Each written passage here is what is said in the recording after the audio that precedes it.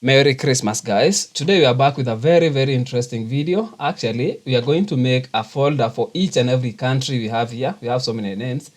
It can extend all the way to 1,000. So getting to make a folder for each country by right-clicking, then going to folder, then typing like that will take you forever, especially if you have a lot of them. So that method is going to take you forever. What if you just create a file like this one, which when you just double click on it like that, it will create all the folders that you want. Okay, let's get to know how we can be able to exactly do that. So I'm going to use this column. That's where the names are.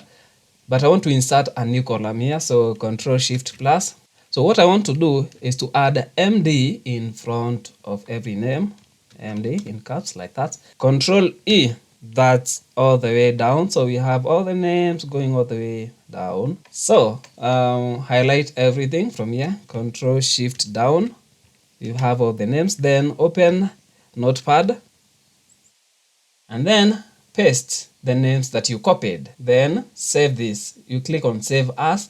Go to the folder where you want to create those folders from. So there will be now subfolders. For the file name, you can name it whatever you want. But the file extension, make sure it's .bat. So .bat.